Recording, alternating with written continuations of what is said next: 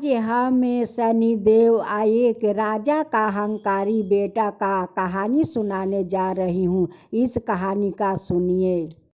एक राजा था। राजा का एक बेटा था। राजा अपना बेटा को रावण कुमार नाम रखा था। राजा तो बहुत दयालु था, लेकिन उनकी बेटा तो बहुत घमंडी और अहंकारी था। कुछ गांवों में गरीबों किसान था, जो लोग अपना खेत में साग सब्जी गाड़ करे और उसे बेचकर अपना संसार चलाता था।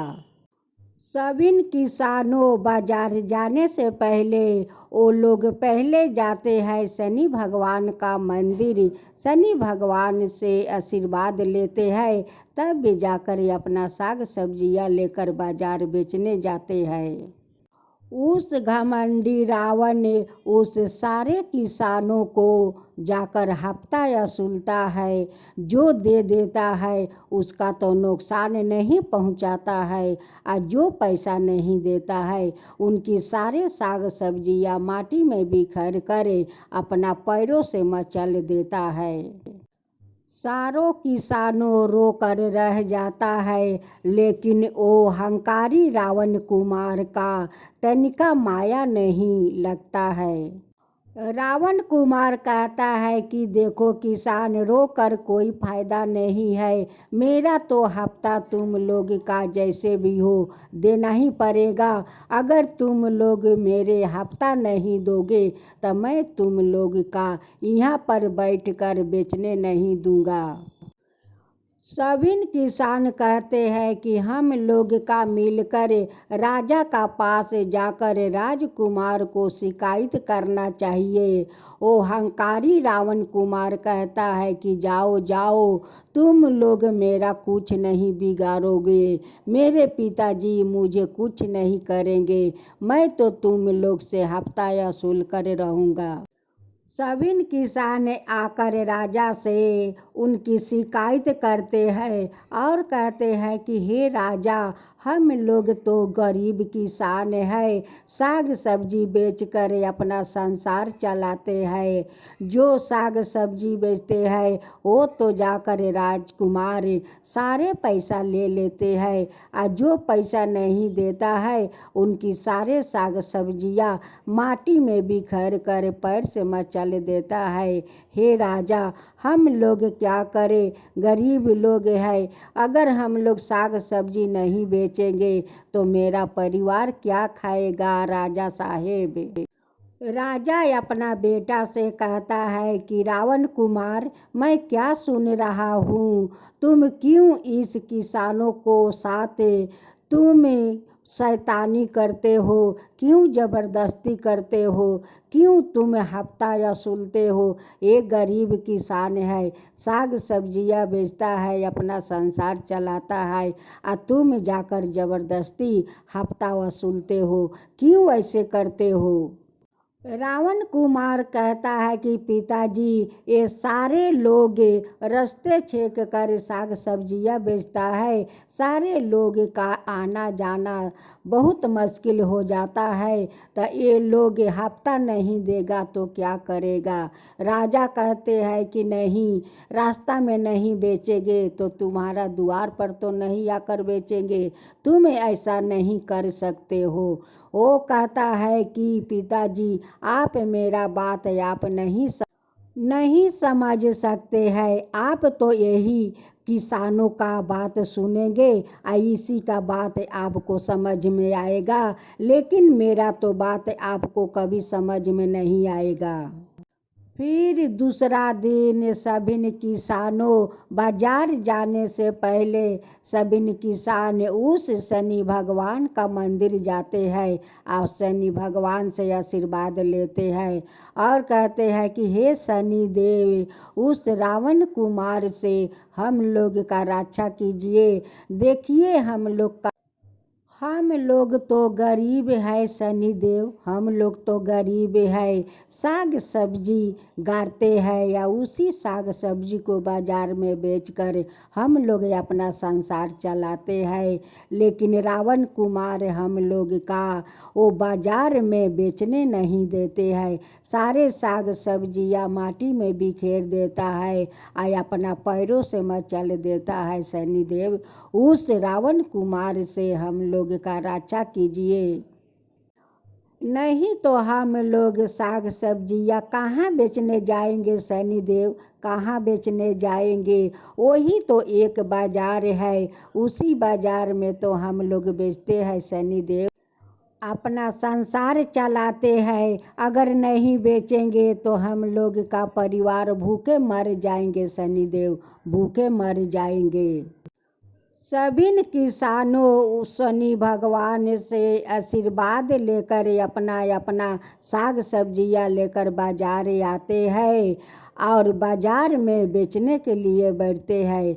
वैसे रावण कुमार उस बाजार में आते हैं और सारे साग सब्जियां माटी में बिखेर देता है और अपना पैरों से सारा साग सब्जियां मचल देता है और कहता है कि जाओ जाओ उस राजा का पास जाओ और मेरे बारे में बहुत ज़्यादा शिकायत करो और ज़्यादा शिकायत करो। जाओ जाओ उस राजा का पास जाओ और मेरा शिकायत करो।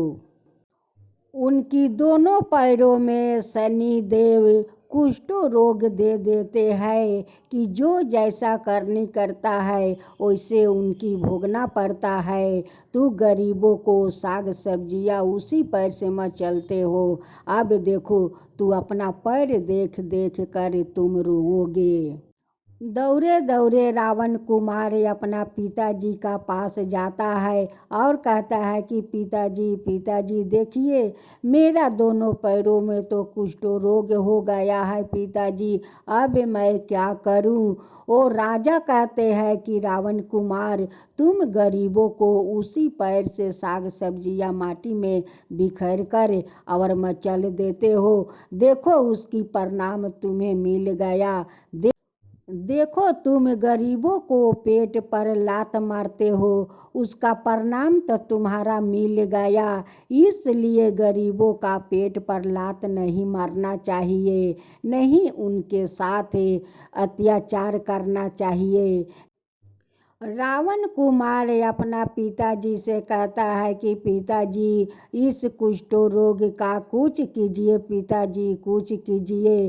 वो राजा कहते हैं कि बेटा मैं क्या करूं? मैं तो बस भगवान से प्रार्थना कर सकती हूं कि हे भगवान, मेरा बेटा को एक कुष्ठ रोग से मुक्त कीजिए। एक दिन रावण कुमार उसी बाजार के पास एक गाछ था, उसी गाछ का शिखर पर जाकर बैठे हुए थे। उस समय शनि भगवान एक बूढ़ा का रूप धारण करते हुए आते हैं और कहते हैं कि तुम्हारा क्या हुआ कि तुम इस गाछ का शिखर पर बैठे हो? वो कहते हैं कि बाबा मैं क्या करूं, देखिए मेरा पैर तो दोनों पैरों में कुष्ठ रोग हो गया है बाबा, कुष्ठ रोग हो गया है। शनि देव कहते हैं कि लगता है कि तुम इस पैरों से गरीब को यह मारा है और यह कुछ नुकसान किया है, उसलिए तुम्हारा पैर में कुष्ठ रोग हो गया है। वो कहता है कि बाबा आप कैसे जानते हो बाबा कि मैं कुछ इस पैर से किया है? आप कैसे कहते हो बाबा, कैसे जानते हो बाबा? अब तो रावण कुमार सोचने लगा कि बाबा ये सब बात कैसे कहते हैं, वो जानते हैं तभी तो ये सब बात कहते हैं, ना तो कैसे कहेंगे। रावण कुमार उस बाबा से सारे बात बताते हैं कि बाबा मैं तो भूल किया है, मैं तो गरीबों को पेट पर लात मारा है बाबा, मैं गरीबों को पेट पर लात मारा है। आज देखिए उसी कारण मेरा दोनों पैरों में कुष्ठ रोग हो गया है बाबा। आप एक एक बात बाबा सत्य बोल रहे हैं बाबा, आप सत्य बोल रहे हैं। ये भी बताइए बाबा कि मेरे पैरों का रोग कैसे ठीक होगा बाबा, ये कुष्ठ रोग कैसे ठीक होगा बाबा, ये भी बता दीजिए बाबा। शनि देव कहते हैं कि देखो, तुम जितना गरीबों को नुकसान किया है, अगर उतना नुकसान का तुम वो लोग का धन दे देते हो और जाकर पैर छूकर माफ़ी मांगते हो, तो शायद तुम्हारा इस कुष्ठ रोग से मुक्त मिल जाएगा। रावण कुमार अपना पिताजी का पास जाता है और उस बाबा को सारे बात बताए हुए अपना पिताजी से कहता है कि पिताजी, उस गरीब को मैं जितना नुकसान किया है, अगर उस नुकसान का मैं धन देकर और उनकी पैर पकड़कर मैं माफ़ी मांगूंगी तो मेरा इस कुष्ठ रोग ठीक हो जाएगा। रावण कुमार उस बाबा को बताए हुए सारे बात अपना पिताजी से कहता है। पिताजी कहते हैं कि ठीक है, अगर ऐसा करने से तुम्हारा पैर ठीक हो जाता है तो मैं राजी हूँ। जाओ, तिजोरी से बहुत सारा धन ले लो, आ धन लेकर जितना गरीब का तुम नुकसान पहुँचाया है वो सभिन को धन देकर आ सभिन को पैर पकड़ कर माफ़ी मांग लो। राजा अपना बेटा को लेकर उस किसान गरीबों का घर जाते हैं और सभिन का धन देते हैं कि जितना नुकसान मेरा बेटा किया है उसके बदले में आप लोग का मैं धन देता हूँ, आ इस धन को स्वीकार कर लो और मेरे बेटे को आशीर्वाद दो कि इस कुष्ठ रोग से मेरा बेटा ठीक हो जाए। सबिन का घर जाकर वो रावण कुमार धन देता है या सबिन किसानों को पैर पकड़कर माफ़ी मांगता है कि आप लोग मुझे माफ़ कर दीजिए, आप लोग मुझे माफ़ कर दीजिए। अपना गलती पर मैं बहुत शर्मिंदा हूँ, बहुत शर्मिंदा हूँ। आप लोग मुझे माफ़ कर दीजिए, आप लोग मुझे माफ़ कर दीजिए। जब राजा अपना बेटा को लेकर महल जाते हैं और अपना बेटा से कहते हैं कि बेटा, अपना जूता और मोजा निकाल कर देखो तुम्हारा पैर कैसा अभी है। वो जब मोजा और जूता उतारता है और देखता है तो कहता है कि पिताजी, मेरे तो पैर ठीक हो गया पिताजी, मेरा तो पैर ठीक हो गया पिताजी, देखिए पहला जैसा मेरा पैर हो गया पिताजी। राजा अपना बेटा से कहते हैं कि बेटा देखो, जो बाबा तुम्हें इतना अच्छा ज्ञान दिए हैं उन्हीं को तो जाकर तुम्हें धन्यवाद करना चाहिए बेटा, धन्यवाद करना चाहिए, क्योंकि वही बाबा का ज्ञान के कारण तुम्हारा कुष्ठ रोग ठीक हुआ है बेटा, तुम्हारा कुष्ठ रोग ठीक हुआ है। जाओ उस बाबा को धन्यवाद करो बेटा। रावण कुमार उसी गाछ का शिखर पर जाकर बैठता है और बाबा को इंतजार करता है कि बाबा जरूर इस रास्ते से आएंगे और उस बाबा को मैं धन्यवाद करूंगी। वो बैठे बैठे इंतजार कर रहा था। करते करते शाम हो गया। शनि देव कहते हैं कि वो तो मेरा इंतजार करता है। फिर उसी बूढ़ा का रूप में शनि देव उस गाछ के पास जाते हैं और कहते हैं कि क्या हुआ कि फिर आकर इस गाछ का शिखर पर तुम बैठे हो। वो कहता है कि बाबा, आपका ज्ञान के कारण आज मेरा कुष्ठ रोग ठीक हो गया है बाबा, कुष्ठ रोग ठीक हो गया है, उसलिए आपको मैं बैठकर यहाँ पर इंतजार कर रही हूँ कि बाबा आएंगे और उन्हें मैं पैर छूकर धन्यवाद करूँगी और आशीर्वाद लूँगी बाबा।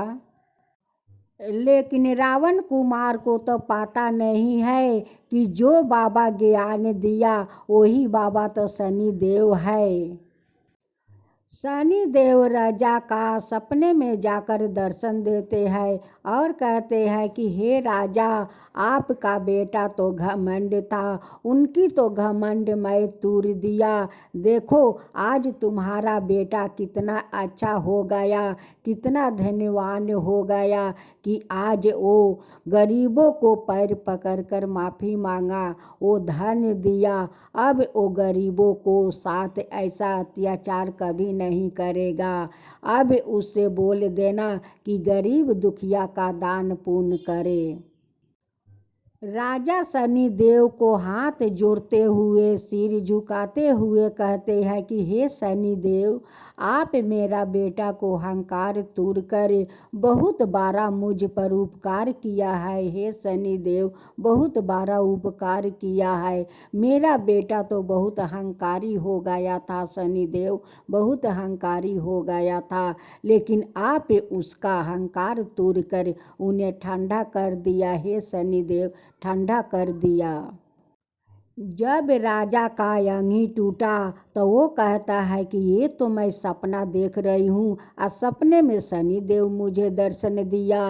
हे शनिदेव, आपका कोटि कोटि मैं धन्यवाद करती हूँ कि आप मुझे सपने में दर्शन दिए। हे शनिदेव।